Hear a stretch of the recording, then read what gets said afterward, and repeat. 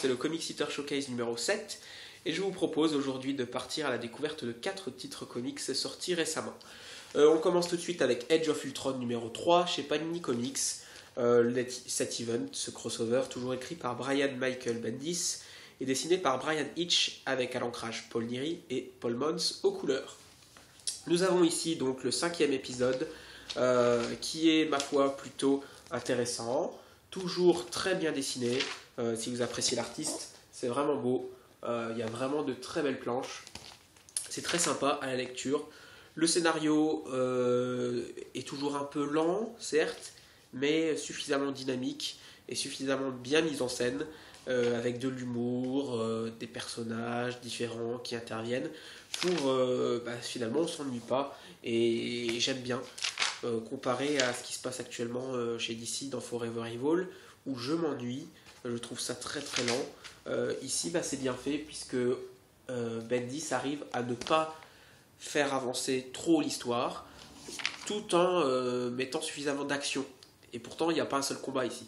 Donc voilà, c'est quand même bien joué, je trouve, pour sa part. Il y a des clins d'œil à l'univers Marvel. C'est vraiment complet. Donc j'ai beaucoup aimé le début, le premier épisode.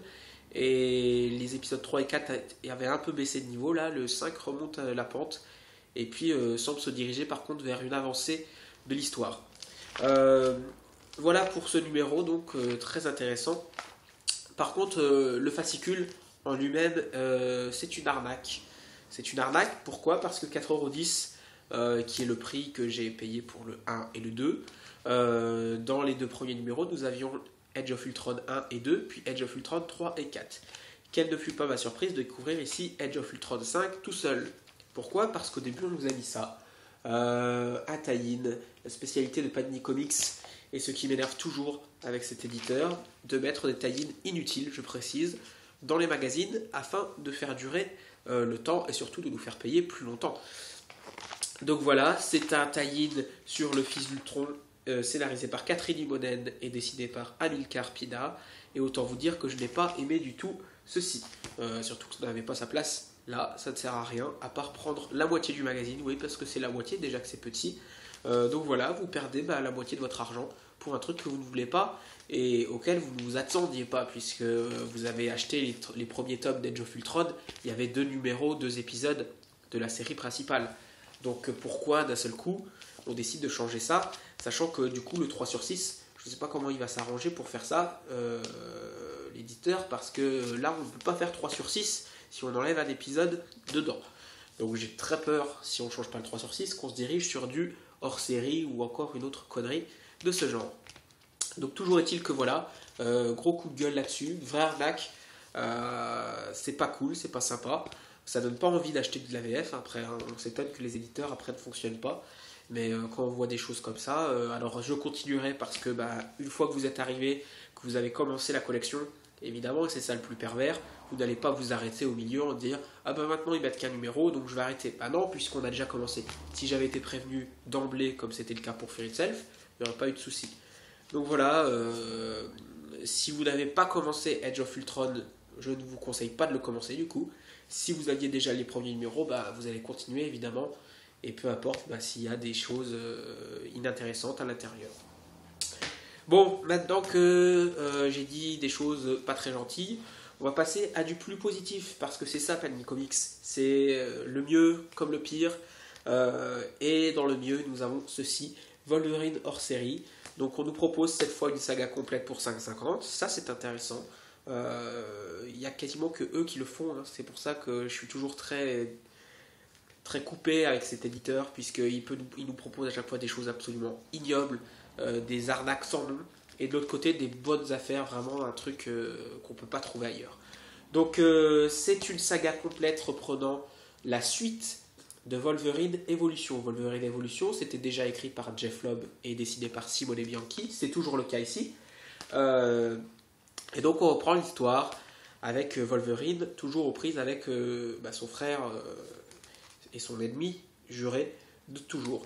Alors on est vraiment dans la veine, dans la suite de ce qui s'était fait sur Wolverine Evolution, disponible chez Marvel Dark, chez Panini Comics.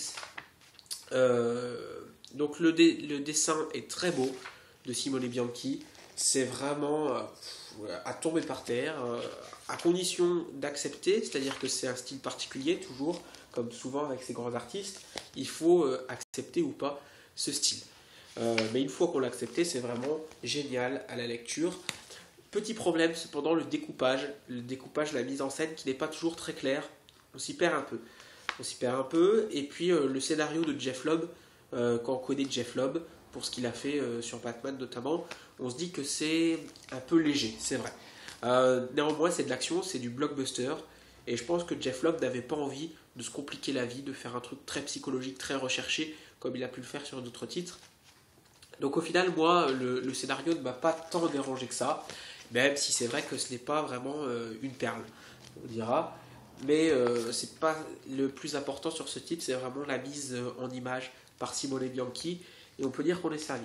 Couverture est très sympathique, avec les deux visages des protagonistes coupés en deux. Donc voilà, ça c'est chez Panini, c'est 5,50€. C'est un Wolverine hors série qui reprend une saga complète, et ça c'est toujours intéressant d'avoir ça, une série complète, une saga complète pour 5€, moins de 6€, c'est vraiment pas cher, c'est vraiment une bonne affaire. Si vous êtes fan du Mutant, allez-y. On passe maintenant à toujours du Panini Comics, mais avec un format beaucoup plus gros. C'est l'omnibus qui est sorti récemment, Earth X, scénarisé par Alex Ross, le grand Alex Ross, et dessiné malheureusement par Jean-Paul Léon. Pourquoi malheureusement? Parce que quand on connaît Alex Ross, on aime bien le voir dessiner, et puis on se retrouve avec ça. Moi j'ai eu du mal, j'ai vraiment eu du mal avec ça, avec les dessins. Je peux vous dire que j'aime beaucoup Alex Ross, et on reproche parfois à des dessinateurs, à des artistes, quand ils font le scénario qui ne sont pas au niveau. Là c'est pas le cas, Alex Ross a fait un scénario mais dingue, lourd, d'enfer. Ça demande une certaine rigueur dans la lecture. Pour certains, ce sera un peu indigeste, puisqu'il y a beaucoup à lire, beaucoup de textes, beaucoup de réflexions. C'est très écrit, c'est plus écrit justement que dessiné. Ce qui n'est pas forcément ce que je préfère. Moi dans les comics, je cherche avant tout l'aspect graphique, puisque si je cherche à lire, je peux prendre un roman. Voilà. Néanmoins, le scénario est très bon, et évidemment Jean-Paul Léon propose quelque chose, ma foi, qui est solide, mais qui n'est pas ma tasse de thé, et qui ne plaira sans doute pas à plein de gens. On replonge dans des dessins qui ne sont plus à la mode aujourd'hui. Des dessins, ce n'est pas vulgaire, ce n'est pas négatif, mais je dirais plutôt grossier. C'est-à-dire qu'on ne rentre pas dans les détails. C'est vraiment des traits très rapides, des formes géométriques, etc. Et puis, on reconnaît évidemment quand même les personnages. C'est le moins qu'on demande, mais c'est pas transcendant.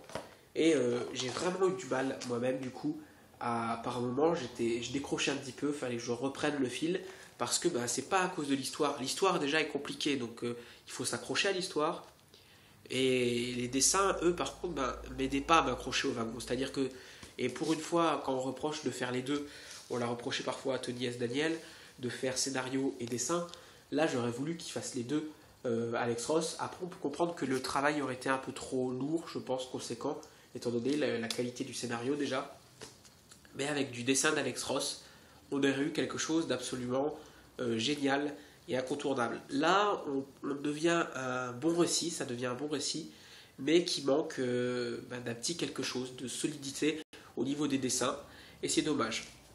L'édition en elle-même comporte des bonus, des couvertures, des chapitres inédits, dont un justement dans ce cas-là est dessiné par Alex Ross, et là ça change tout de suite d'ambiance, c'est magnifique. Et puis entre chaque chapitre, nous avons des explications sur les personnages, sur ce qui se passe, puisque Earth X, c'est un récit qui oscille, qui va tantôt entre le passé, puisqu'il revient sur les origines des personnages, donc c'est intéressant. On revoit comment Peter Parker a obtenu ses pouvoirs, etc., les 4 fantastiques, et puis un futur hypothétique dans lequel tout le monde a des pouvoirs, et la planète est sur le point d'être détruite à cause d'un mystérieux pouvoir. Vous verrez ça par vous-même si vous l'achetez. Et donc c'est très solide, il y a vraiment une histoire très forte. C'est-à-dire que là, on ne part pas sur un truc quelconque, anecdotique. On veut vraiment faire un truc qui change de statu quo, qui va jusqu'au bout de sa pensée. Et c'est vraiment bien. C'est-à-dire qu'on découvre les origines des personnages et puis on a une histoire dans le futur. Et moi, j'aime beaucoup ces histoires qui nous exposent un futur hypothétique. Et évidemment, c'est pas le futur officiel, mais c'est toujours intéressant de voir ça. Et pas seulement des petites histoires qui n'avancent pas dans la chronologie. Donc voilà, j'ai beaucoup aimé ce EarthX. Par contre, encore une fois, moi je suis très content parce que j'ai pu profiter de la sortie sur Amazon quand il était annoncé à un prix d'appel de 26 ou 29 euros, ce qui est donc le prix d'un Deluxe, et le format est un peu plus gros qu'un Deluxe. Pour les autres, puisque je rappelle, c'est un omnibus, vous allez le payer ou vous l'avez payé 60 euros. Donc là encore, Panini a un peu abusé, encore une fois, sur le prix. C'est un peu de l'arnaque, 60 euros pour un semi-deluxe, on va dire, parce qu'il y a un peu plus de pages, mais rapidement, ça mérite pas 60 euros quand même, ça. Je dois dire 40 euros, 45, ça aurait été bien. Moi, je l'ai payé à 26, donc ça me va très bien à 29. C'est vraiment un bon prix à ce niveau-là. Mais parce que c'était un prix d'appel sur Amazon. Mais sinon, 60 euros pour ça, ça fait un peu mal. Dans ce cas-là, il vaut mieux tenter pas un omnibus, un absolute de Avengers X-Men ou de Civil War. Dans ce cas-là, c'est bien mieux décidé. Donc voilà pour ce titre EarthX que je conseille. Il faut s'accrocher parce que les dessins sont pas très très sympathiques, je trouve, mais l'histoire en vaut la peine. Et on termine avec Brightest Day, tome 3, chez Urban Comics. Dernier tome de la saga, puisqu'il y en a 3. Donc nous avons eu les 2 tomes de Blackest Night et les 3 tomes de Brightest Day. Brightest Day, toujours dessiné par une multitude d'artistes, dont Ivan Reis, Patrick Gleason, Ardian Syaf, et puis bien d'autres, Scott Clark je crois. Et puis scénarisé par Geoff Jones et Peter J. Tomasi. Donc il y a du lourd derrière, il y a des bons scénaristes, des bons dessinateurs. Et cette saga elle prend fin, cette saga Brightest Day, qui est ma foi était très sympathique. Franchement c'est bien mené. Elle permet, je l'avais déjà dit, de voir des personnages qui n'ont pas souvent de mise en avant. Aquaman, alors ça a changé aujourd'hui, mais Aquaman, Deadman, Hawkman, Hawkgirl sont mises en avant dans cette grande histoire, à la fois avec des histoires individuelles et puis un fil rouge conducteur plus global sur tous ces personnages. Les dessins sont à tomber par terre, c'est vraiment magnifique. Ce qui saute aux yeux, c'est ça, je pense. Peut-être que certains trouveront l'histoire un peu en dessous, mais les dessins sont absolument géniaux. Et puis il n'y a pas qu'un seul dessinateur, il n'y a pas qu'un seul artiste, il y en a plein. Donc c'est vraiment quelque chose de bien. Là, je peux vraiment pas vous dire quelque chose sur l'histoire parce que c'est vraiment quelque chose qu'il faut lire par soi-même. C'est très complet. Ça fait vraiment série télé, vraiment quelque chose qui a été écrit sur la longueur, plus que quelque chose d'anecdotique, encore une fois, comme je disais. On a vraiment l'impression qu'il y a des enjeux et que l'histoire avance. Donc voilà pour ce tome d'Urban Comics qui est vraiment génial. Brightest Day, je vous le conseille, 3 tomes. 3 tomes qui coûtent 20 euros à chaque fois à peu près chacun. Donc ça fait 60 euros pour une intégrale. Il est assez gros quand même le pavé. Donc c'est très intéressant. Donc voilà pour terminer ce Brightest Day tome 3 que je recommande chaudement, qui serait le comics du mois pour moi. Donc voilà.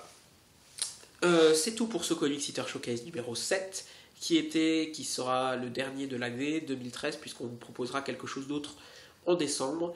Et puis à une semaine là maintenant de la Paris Comics Expo, j'espère que vous avez préparé vos billets si vous y allez, puisqu'il y a quand même de grands noms, je rappelle, Humberto Ramos, David Finch, Joe Benitez, Frank Cho, Eddie Burrows, Carlos Pacheco, Libermejo, et puis plein d'autres, hein. Il y a les artistes de l'Artiste Alley aussi, dont Romano Molenar.